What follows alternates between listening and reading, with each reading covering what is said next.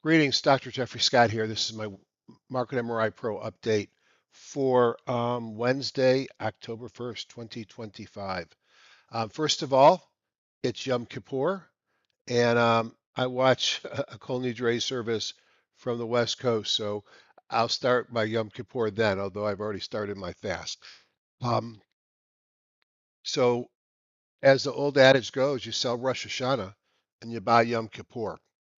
Now, whether that's because of the number of Jewish people on Wall Street that leave for that week, and so you have a week of low volume and volatility, or whether it's because Rosh Hashanah comes first and often in September, and perhaps you push Yom Kippur to October. But that is an old adage that rings true. And today was the eve, so it doesn't start really until sundown on Wednesday, but Thursday's Yom Kippur, and it's over at sundown when we can eat again. It's the holiest day in the Jewish calendar. So tonight, I'm going to look at my third quarter performance. And I don't do it because I'm trying to show off. I've been trading forever. And as I've mentioned earlier, um, in prior videos when I've shared performance, I work full time. I'm the president and a leader of a large healthcare technology company based in West Palm. Worldwide, we have over 3,000 employees, and my day starts at 8 a.m. and doesn't end until 6 or 7. I don't have time to sit in front of my computer all day. So I have learned from many smart people and built an approach to, I'll call it frequent investing, that allows me to get good returns and work full time and actually still have a wife and a life and grandkids. So I'm going to talk a little bit about my performance. Again, there's reasons for that. I think you need to understand how somebody performs that you watch on YouTube. Very few people share their results. There's probably good reason for that because why should you trust them? So when TD Ameritrade moved to Schwab, they got some good performance tools on the website. So I'm just dropping down dates. It populates. There's no input by me. And that's probably the best way to show things. Um, I attest that this is my trading account. I have small accounts that I don't actively trade. And then I have some very big accounts that are professionally managed. Why are they professionally managed? Because I'm 68. My wife is a little bit younger. No, not that much younger, but odds are I'll pass first. And she gets my paycheck, and I live off my trading. And I occasionally get a check from her, but usually to pay taxes. And when I pass, I need somebody to do that for her. That's why I use professionals. Plus, how much money do you want to be managing yourself when you can't watch monitors all day? So it's not to say you can't do well. So that's what today's about. It's going to be a longer intro than normal. And I hope you can learn something from this, especially that there are ways to do both, have a day job and be successful trading. Historically, I never showed my accounts. It was really nobody's business. But I would show individual trades that would demonstrate how I find the same trade over again, rinse, wash, repeat, typically pullbacks to support and then a breakout. And I show how I manage them with options or by buying stock. Well, now I'm showing you the performance when you roll them all up. Again, my name is Jeffrey Scott. I apologize for anybody I offend. And there's, by the way, there's no guarantee that if you come to a class that I teach or you use a tool that I use, that you can duplicate these results. I've been doing this for quite some time. MarketMRIPro@gmail.com is my email address.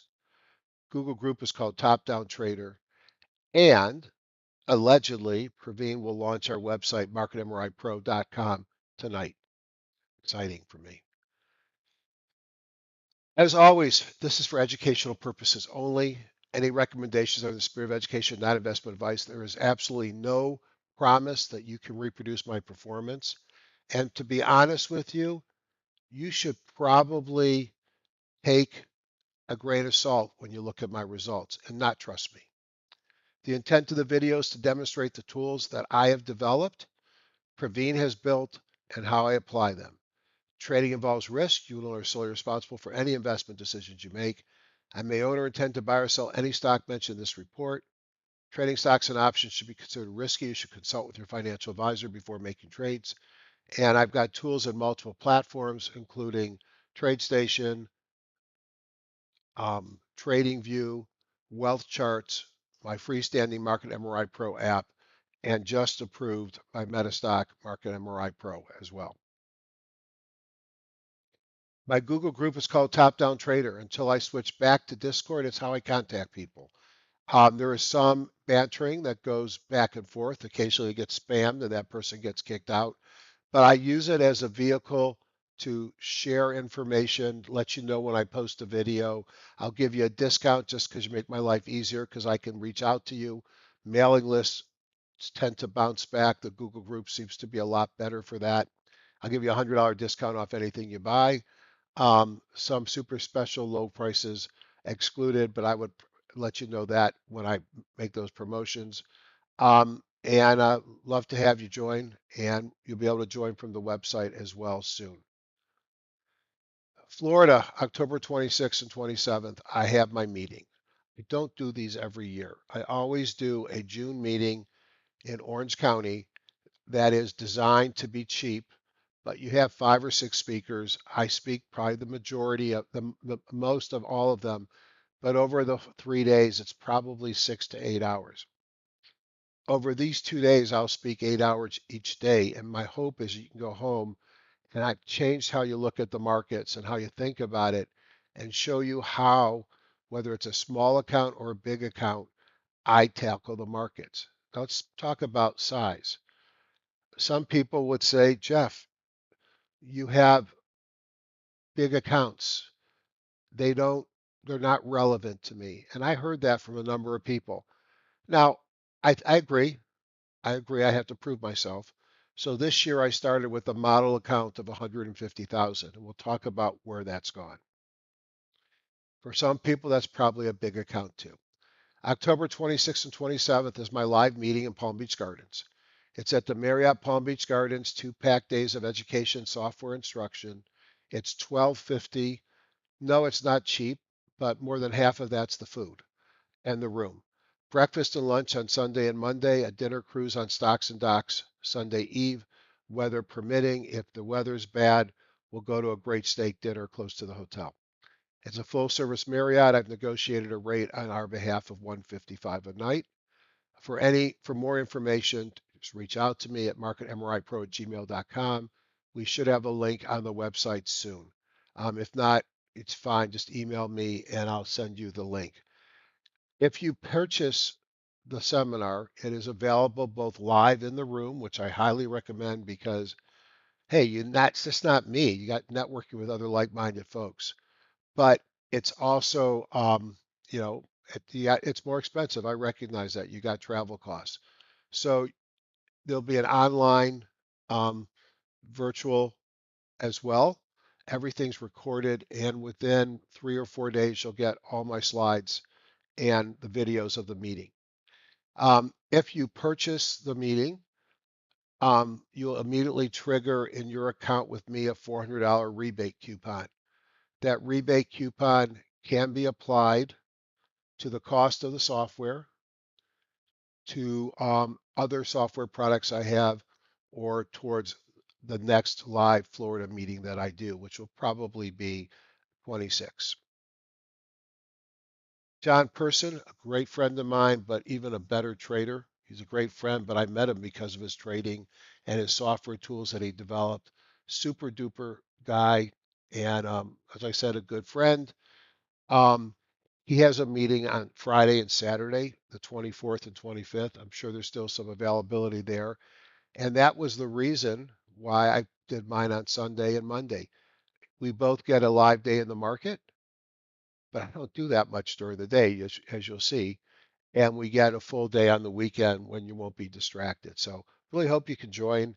Um, don't know how many more years I'm going to do these for, and frankly, I've been surprised at the slowness of attendance this year, and and that says something, I guess, too. But we shall see. I would hold a meeting with one person, and we've got many more than that. What will I teach you? I'm going to teach you what's driven my market this year. I want to set the foundation. It starts with canceling. It's improved by Ian Woodward. And then it is, I think, increased in value from what I've learned from people like John Person and Rob Hoffman and John Carter and Alexander Elder, Gil Morales, Chris Katcher, so many names. And I'm going to show you how I got from ground zero to where I am today. And then I'm going to spend a lot of time showing you how to master a top-down approach. We're going to look at tools for market timing. I think I've got a great story there. When should you be long, short, out? How to identify the best sector and industry group, and tools and techniques to identify the best stocks at the best time. And the best part, I'm going to show you how to do that in a half hour or less per night. And then, this is additional time, how to use options to multiply your performance. I am a predominant options trader. I do that because I have found that it keeps me from being stupid. And what do I mean by keeping me from being stupid? You buy something for 10 bucks. It goes up to 50 bucks. And you're feeling pretty proud of yourself because you've got 40 bucks of profit in every share. But you never sell it. And then the stock has a bad earnings and it drops down to 20. You only made 10 bucks on that share. So options have forced me to sell because I don't worry about time frame. I don't worry about short term and long term. I sell when it's the right time to sell. Money management skills, where and when to buy, stock or options, which option spread, how much to buy, and what about stops and targets. You need to know each of those things, and you need to know um, at the time of the trade.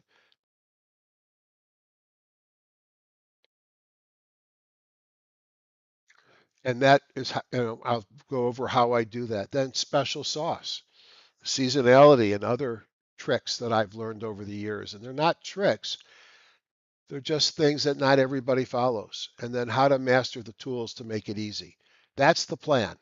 And that's what we'll accomplish. I will do at least one session beforehand or more if needed to get people to hear my vocabulary so that they don't get blown away and lost. And we'll do two follow-ups afterwards. So you're going to get a lot of education for your dollar. Why top down? And this is the part that this blows me away and should blow you away because I'm going to show you this in reality. This is ancient. This is from the 90s. People meeting, smart people in Ian Woodward's Palos Verdes Estates library. And smart people, I went a couple of times. I couldn't go as often as I would like because I lived in Atlanta and I was practicing medicine. And those smart people would identify potential stocks to buy. And then after the fact, somebody who kept track would report back on performance. After the fact, you can look at a market and you could say strong market or weak market, and then what degree. Hard to do it all the time during the market. And what did they find? That during a strong market, they could double the account in 20 days, a month, 100% returns. In a weak market, they could lose up to 50% in a month. Same people, excellent stock pickers, great fund of knowledge. The market's what matters. The other thing you learn from this is that holding your winners a long time doesn't make them bigger winners often. So taking those profits by having, short-term option trade, 6 to 10 weeks is my typical duration, forces me to take my profits. And then in a mixed week or weak market, especially in a very weak market, a bear market, don't hold on. They get worse. So I'm going to show you what happens in life. So I started this year with a model trading account of 150,000. It was like 149,900 and change, a mixture of stocks and cash. And we're going to look at my performance from January 1st, not from before. I've traded 80% options. I ride them up and out. So I get into a great stock like Hood.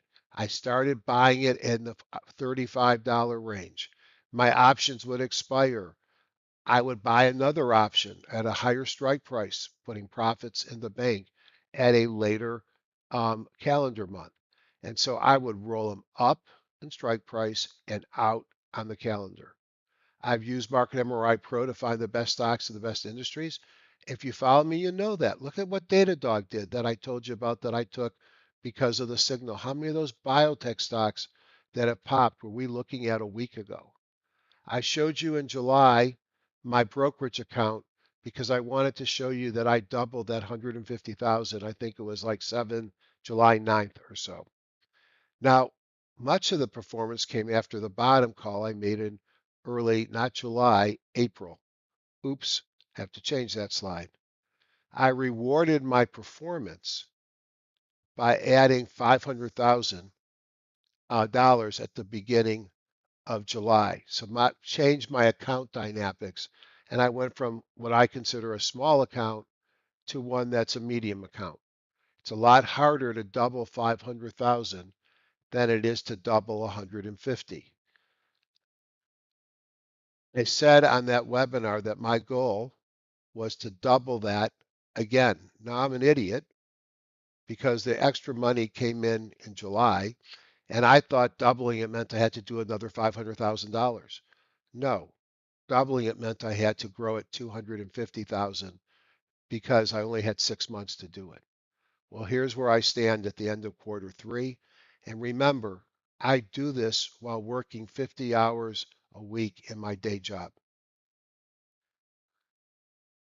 That's the video from April 7th. I should have updated the writing, but it showed when I did this a couple weeks ago, I was up 389% since the market bottom, and the account was up 611,000. It's now been 2 weeks since I did this video. There's been some volatility in the market. We had that pullback, and I can tell you since the bottom, I am up 401% plus. Now, how is that possible? April to May, May to June, June to July, July to August, and then September. 5 months. Well, I told you that smart people, and I'm not saying I'm a smart person, can get a 1 month return of 96 to 106%. That data is correct. This is what drove it. So I gained off that bottom 640,000, but I didn't add the money in the second tranche until July 1st, give or take. So I said this is about Q3. How about year to date? Here's my equity curve. I had a great January and February. I was not as good as the market sold off. And I get that. I recognize that. But boy, calling that low in the early part of April and going all in and buying stocks I told you about, Robinhood, Palantir, PAGS, which didn't do as well, didn't do bad. And I built upon that, GE Vernova. And maybe we can look at the meeting, the exact trades I took. Well, if you look at a cumulative rate of return from January 1st, I am now up 195.23%. So it didn't take me another year to double the account. It took me 2 months, 2.5 months. And now, if you want to really see an obnoxious slide, actually, that was this slide here, which was the 400% return off the bottom. Here is the third quarter, which is not my best quarter, but I was still up 55.5%, gaining during the third quarter $439,000. So I have passed my goal of doubling the second tranche. I doubled the first tranche, and I've still got the best quarter to go. Now, I am probably going to get relatively defensive into the year end and not be as aggressive I'd like to keep these account numbers close to where they are because they're pretty good. But I'm still going to be doing the same trades. So we'll see where the year ends. Again, I didn't do that to show off. I do that every night. You know me already. And it's just, you know, if I have good picks, I have good picks. But I wanted to show you, imagine this return working full time. Imagine this return with no charts on my monitors during the day. And the only time I adjust my trades, if I do any adjustments, is when I go to the bathroom and take my phone and pull up the Thinkorswim app. Shouldn't tell you that publicly, but that's the truth. Don't tell my employees. Know your news and earnings. ADP came in light. I think it cemented the belief that we'll get rate cuts. We have jobless claims tomorrow morning. I don't think it matters what they are. If they come in high, if we even get the report, because with the government shutdown, I'm not sure what we're going to get. Maybe we don't get them tomorrow. ADP is private, but I think the cut in and this month is it's done.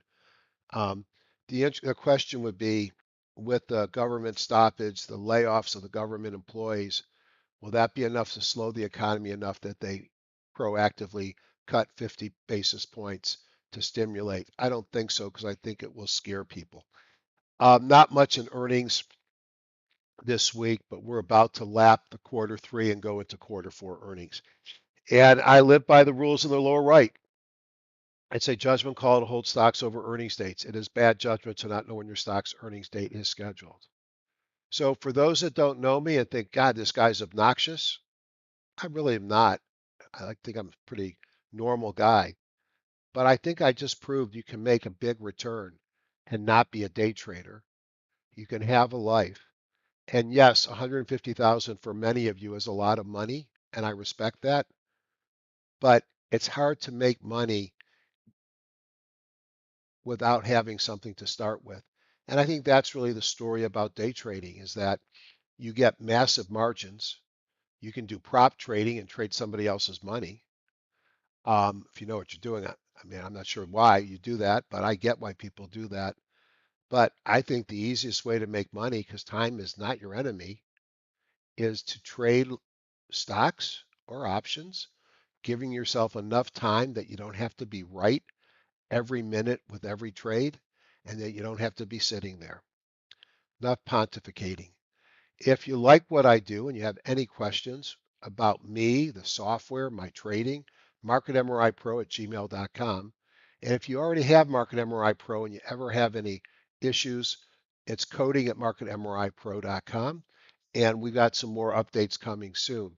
A couple other things. We are going to have a full-time support staff that we're in the process of hiring. We'll let the users know that. Right now, the support staff is Jeffrey and Praveen, but you get personal attention. And consider joining the Top Down Trader group and check out marketmripro.com, which should be live by the end of the week. I will be putting in my remarks section that I'm going to be doing a webinar 10 to 12 on Saturday, this Saturday, which is October 4th. Let's check the calendar. October 4th.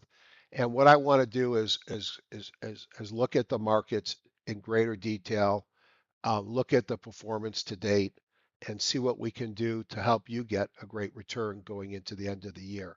Um, don't usually get a big attendance, especially on the weekend, but I get a lot of the folks that use the product, which means I get more chance to teach them. So look for that in the remarks section, and I'll send it out to the Top Down Trader group as well. All right, now on to the market. So I apologize for going 24 minutes, but hey, once in a while you got to show performance, and I'm trying to get you to come to a meeting, and at least you should know who's inviting you. It's not that I write a lot of books. Bitcoin was up 2.68 on Wednesday. The Qs were up 0.48, the spiders 0.34, Russell 0.22, and the diamonds 0.11. So we're getting these days that are just minimal movement, not a lot of volume. Again, between Rosh Hashanah and Yom Kippur, a lot of the pros are sitting it out, the Jewish pros. We're closing in the top half, near the top of the daily range, which is really great. Volatility continues to fall, the dollar continues to drop, and Bitcoin's up, everything that you want to see. Yeah, I'd rather see ones in front of that performance and big moves, but you're not going to get them every day. If we look over at the right, the 52-week or 12-month new highs minus new lows on the NYSE and the NASDAQ creeping up, that's good to see. Bull markets are built upon new highs, not new lows. Concerning breadth. If we just look at the third set down here, percent advances, 48% of the S&P 1500 were up, 49% of the NASDAQ, and 51% of the NYSE. So I think some of the larger caps are pulling us ahead, not Meta today, um, and that we do have some breadth issues. We have seen massive rotation this week. Healthcare is in fuego, as John Person would say, is moving right now. And you could see healthcare was up another 3% today. It's up 5%, which is more than double any other sector in the last 5 days. But if you look back over 2 months, it's only up 7.38, which gets it up near the top, but most of that performance has been in the last 5 days. I like biotech, and we've talked about LABU for weeks now. Hope somebody bought it besides me. 1 day change, tech was up 0.98, utilities 0.96, discretionary 0.63, and the big losers were communications, materials, and financials.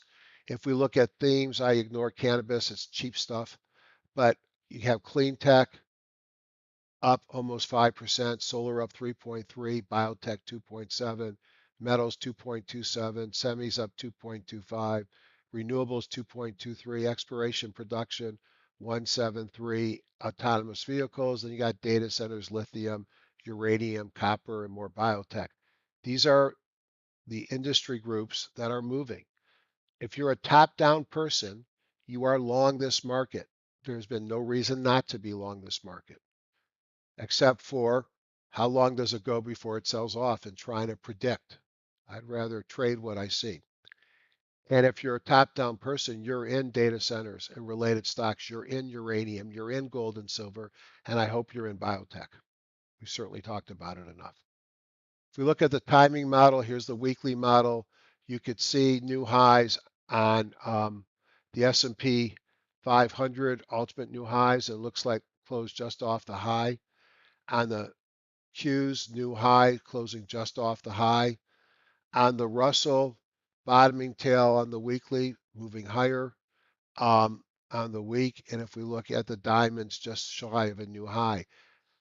If you look at the line underneath the chart, they're green everywhere in the weekly charts. That means we are long this market. The daily fine tunes this. And if we look at the daily on the market, you're going to see that the daily is in a buy as well. On the daily charts, you could see the green lines as well, and you could see just off the all-time highs today, closing highs with a new all-time high set on the spiders. Ditto on the Qs. Might be an all-time closing high. It looks like it's an all-time closing high on the diamonds, and we're close on the Russell. How can you not be in this market? And if we look at the monthly, if it pops up quick, you could see monthlies have been positive for quite some time as well. You know, the Russell's been the tough one with this big sell-off in here, but what amazing time to be in the markets. And I keep hearing how much cash is on the sidelines and how people have not gotten in and then they get locked out. Well, sorry about that. Here is the spider, beautiful channel here off the V bottom. This is your all-time, the 10-year seasonality added to the last bar, and this is the projected seasonality added to the first of the year. The green one I think is more accurate, but you could see that the pattern's the same. and you could see this was the sell-off time. So markets are getting out of the bad time. They are strong. They have the 17-day underneath as support. They've got the 50 not far away. I think these markets continue to go higher. Spiders, they look great. How about the Qs? They look the same. Great. I expect pullbacks. I expect to see this again. But I love the fact that the 17 and the 50 are going right up with the prices. So if they pull back, they have a logical place to bounce that's not extremely far away. What about the diamonds? Broken record, beautiful channel going up. Positive seasonality is back. And we got the 17 and the 50. Great stocks and great markets will run up the 17-day. Almost every stock and market in a major uptrend will pull back and tag the 50. We call it free parking for a reason. It's a good place to park and take a rest. This is a strong market. No one knows when it's going to stop. We'll use some other tools to get some ideas. The Russell, again, this was the all-time high. And I have to admit, I was concerned we were going to see this, which was last time we hit an all-time high. We were there for one day and then the market sold off. Um, I love to see us take out that high again. Russell, not as strong. It's above the 17 though, riding right up that 17, and it's got the 50 close by as well. These are the kind of markets you got to be in and you got to live for. I always talk about how my typical year, I'll be 50-50 on stock picking at best. I want my winners to run, my losers to be closed quickly, and that's how I make money. And that I'll have a lot of singles during the year, but in a good year, I'll get a couple of home runs. This year has been unusual on the home runs. We can look at the VIX futures and make sure that we're looking at the right day here. October 1st, they were down 0.43. That's a good thing if you're bullish. Now they're still above the 50, which maybe is bothersome. And look, I know there's risk here. That's one piece. It's still above the 50. The dollar, which ran up and it's way off its highs, pulled right back down and broke the 50 today. Oops, let me try and do that better. Let's go with 120 bars. So you can see the dollar is really consolidating at a low area. On the commodities, I don't think gold is done, but if you look at gold, it did have a doji today. If you watch me, when did I tell you to buy gold? I'm sounding like George Lee, who used to yell at us if we didn't do what he said, or why didn't we? Well, I talked about gold right there. And I said, I'm buying it here because it's breaking above what I thought was a quadruple top or five time, quintuple. And I bought GLD. I told you I bought GLD. And this thing has rocketed up. I also bought more El Dorado, which I've had for a longer period of time. At some time, gold is going to get tired. If we don't have stagflation and the economy stays together and the Fed has to cut because of employment, that's good for gold. Gold goes higher. So I'm still long gold. Silver is nowhere close to an all-time high as silver has the Hunt brothers and I think it was the Hunt brothers in 2011 to contend with. And if you just put on a monthly chart and there you go, you see something. This is called gold, silver mania from February of 11. That's not the market we live in today, thank God. Silver has had a huge run here. Again, that could be a reversal candle. So I'm going to keep my eyes on silver and gold, but they have been market leaders. Oil bouncing around the 50. Natural gas, make this one less. Let's go with 50 bars. Natural gas, try and get above the 17. This is a monthly chart. Oh, I apologize so much for leaving that on the monthly chart. But we only looked at the monthly of silver. So you could see oil is struggling at the 50, natural gas here. I got it an hourly. Hello, time to go to sleep. I got services coming up. Oil struggling here. It failed at the 50. Natural gas broke the 50. I knew that wasn't looking right. And then you could see 10-year and the 30-year both down today. Lower rates, lower dollar, Fed cutting. Which way do you think this market's likely to go? Now, one thing that's weird is we got more NASDAQ stocks and Russell 2000 stocks and S&P 15 stocks below their lower Bollinger Band. This is a breadth story. We've got narrow leadership. If you were up a lot today, then you're in the right industry groups. At least for today, you might be down tomorrow. It depends on what rotates in and out. But we're starting to build up a posture that says we're getting oversold. Rallies off of this point can sometimes be fierce. So that is not a I'm selling off picture. That is a I'm getting ready to bounce picture. Market breadth. Here is the NYSE on the left. Here is the NASDAQ on the right. And we continue to see the dominant trend of less highs over the 20, 50, and 200 on both of them. If we're near new highs, these should be up much higher and not trending lower. You could see strong day in the market overall with new high, new lows, advanced decliners and up down volume. We saw another bango today in both the NYSE and the NASDAQ. A bango is a baby in with the bathwater, meaning a bingo is that everything's selling off, everything is down day, and people are showing the baby out with the bathwater. A bango means we're buying everything indiscriminately. Look at these candles. All candle closing just off the highs, a new all-time closing high on the NYSE. Still got a little bit ways to go to have an intraday high. Just off all-time closing highs on the NASDAQ. What weakness? Ratio charts we'll come back to in a moment. Here's the concerning slide, maybe not really. First, we're going to start with those green numbers right there. Those are the 13-week new high, new low. It is a fast short-term tops and bottoms indicator, 72, 60, 66, and 63 are neutral numbers, which tells me we're not at a reversal point. What does bother me is when I look at the NASDAQ composite, those new high, new lows are going down, as is the AD line. When I look at the Russell 2000, ditto, the new highs and the AD line. I look at the spider and the AD lines turned up. And I look at the S&P 1500, it's kind of neutral. So certainly on the NASDAQ composite and the Russell 2000, I'm seeing some somewhat concerning breadth issues. So that's a negative.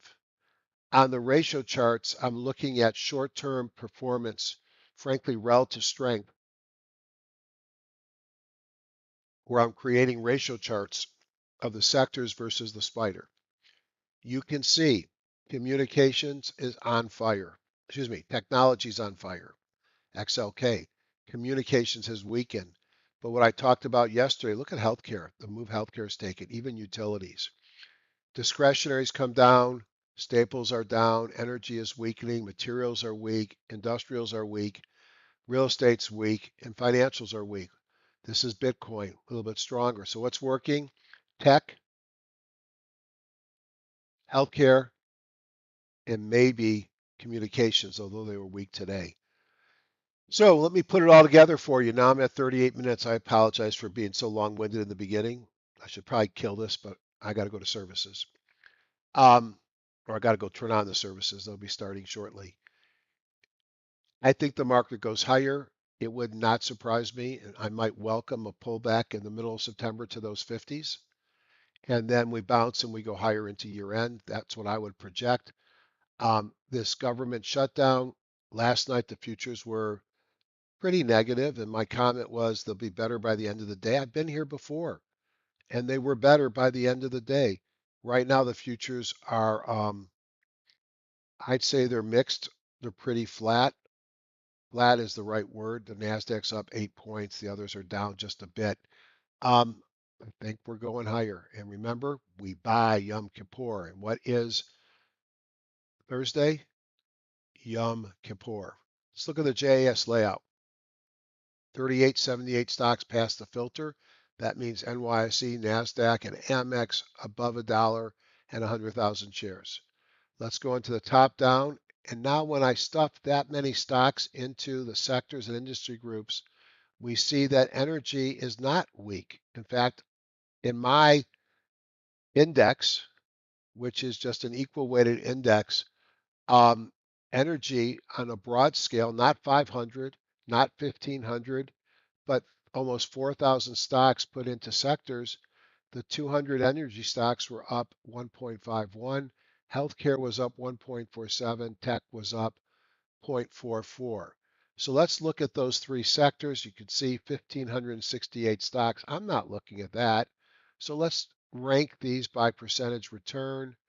Um, Drug manufacturers cutting deals with the president, uranium, oil services, diagnostics. What last night was Thermo Science, Thermo Fisher. I don't even remember what it looked like. I remember what it looked like yesterday, and look at the move. Look at the move. Did we not look at this yesterday?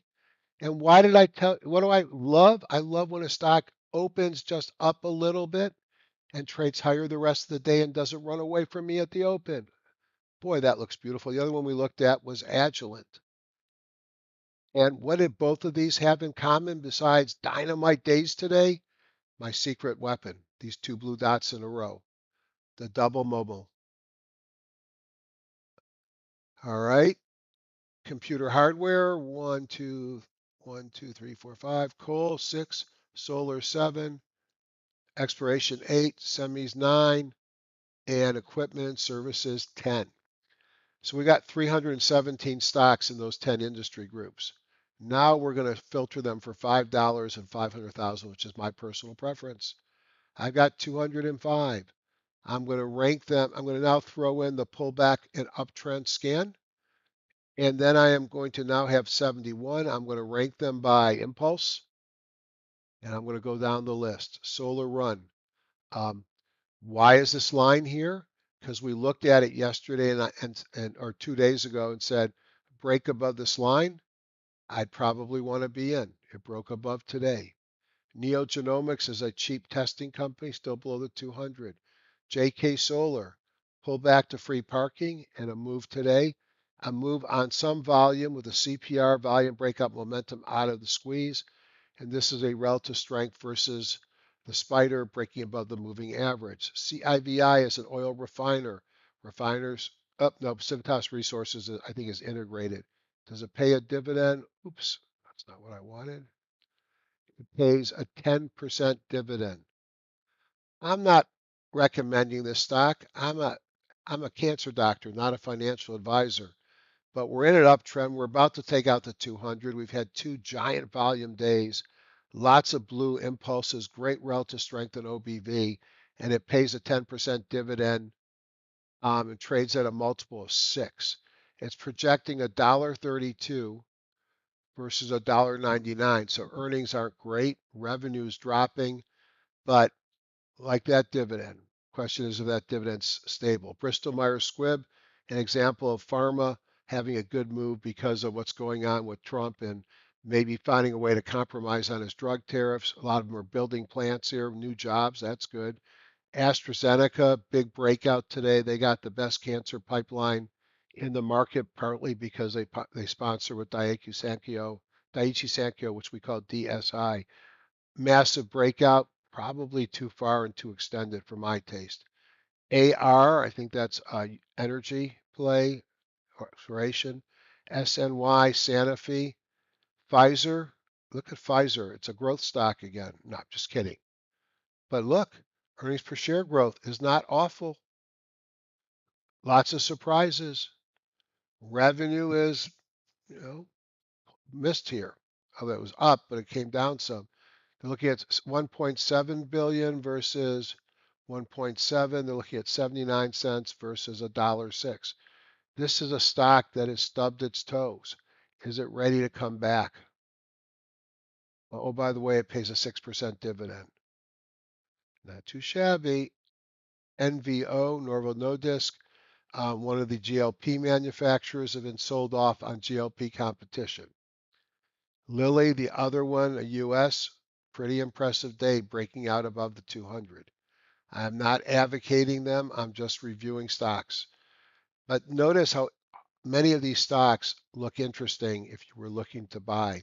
Icon Public Limited, I think they do clinical trials, breaking out. Um, not extended. That one looks very playable. So one of the things that I do is I will rank them like this, top industry groups and the top sectors, and I will go and I will see if I can't find some things that look interesting.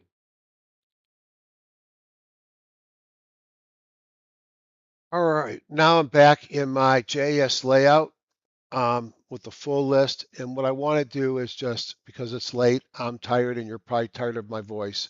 Let's look at my favorite scan. So let's clear the existing scan, drop down, 2-day momentum move, price 5 and 500,000.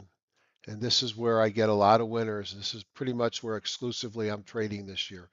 Agilent was on the list yesterday, would have been a great buy today.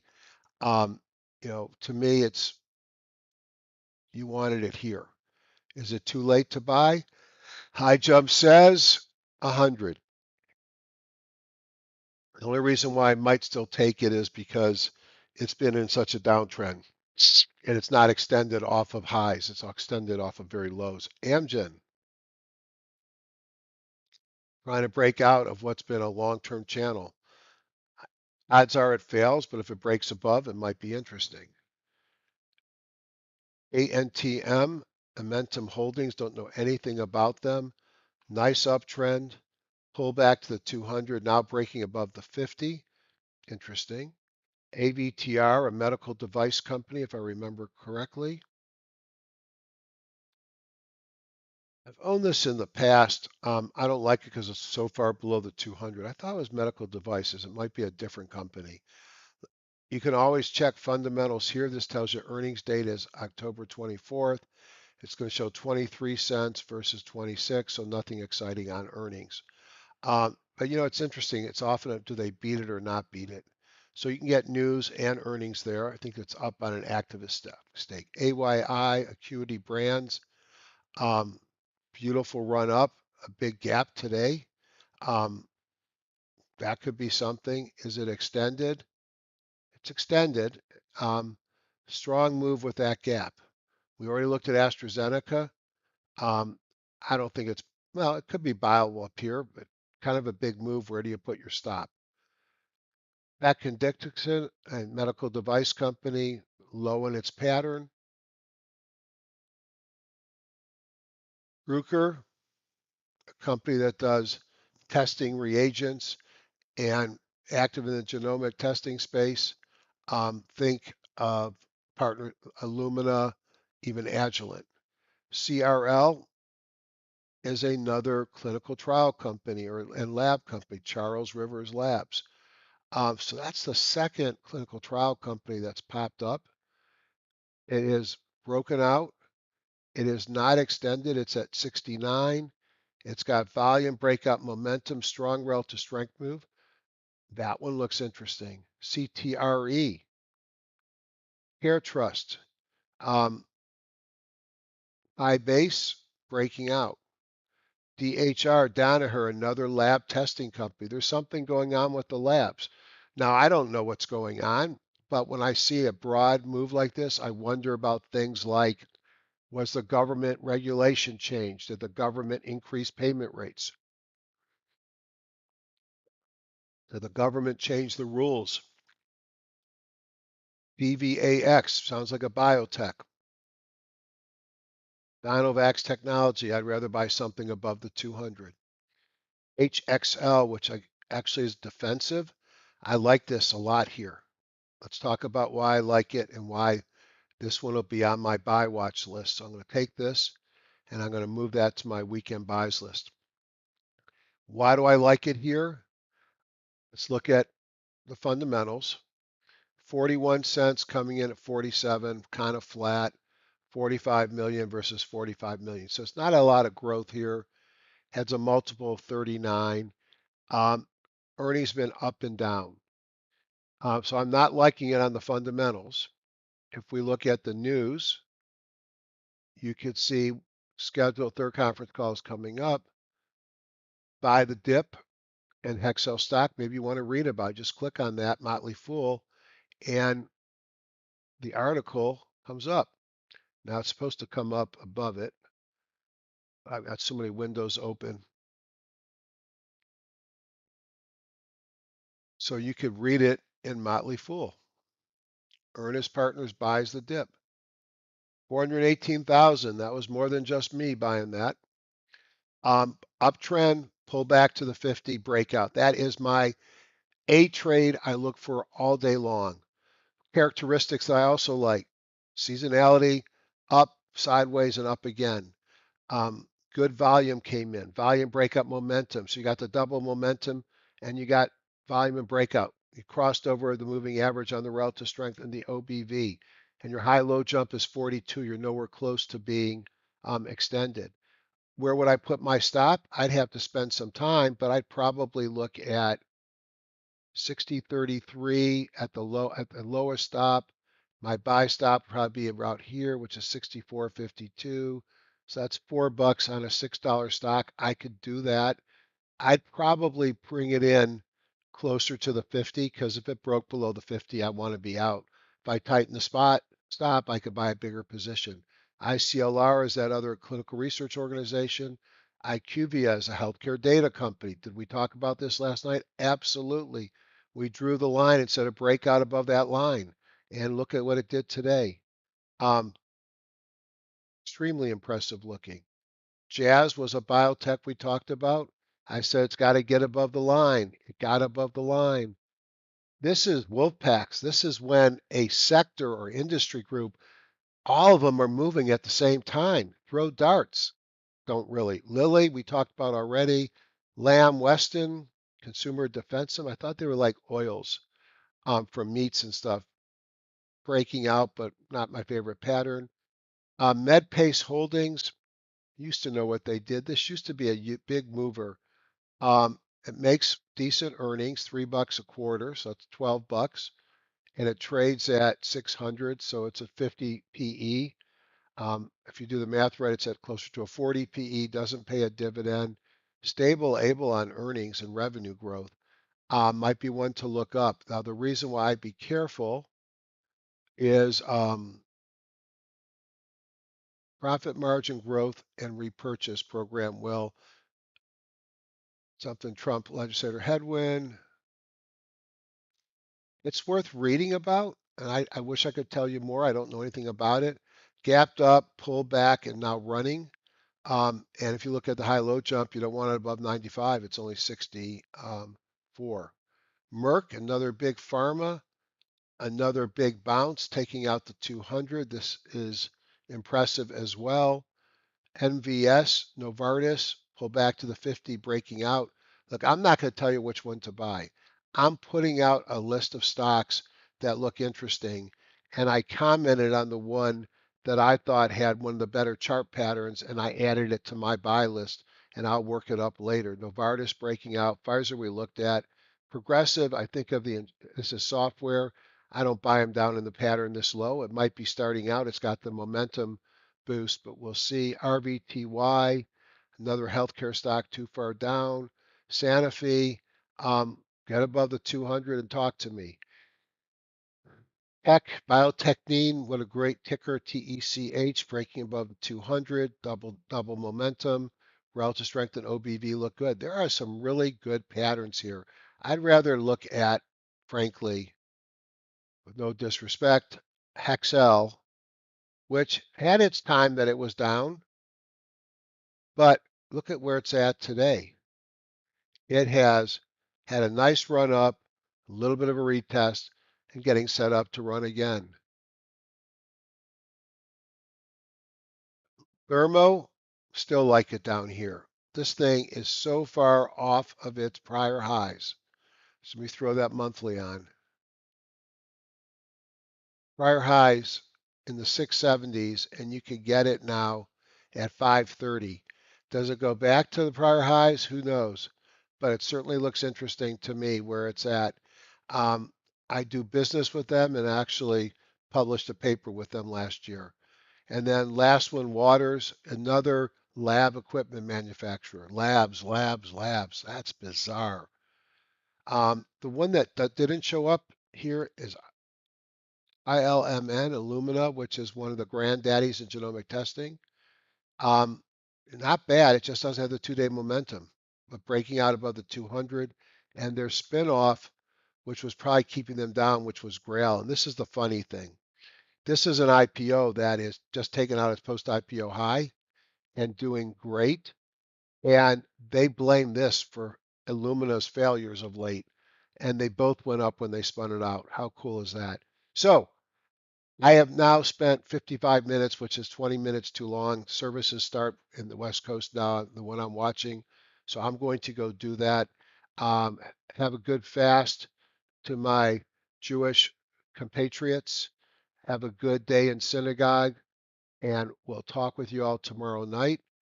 And go markets.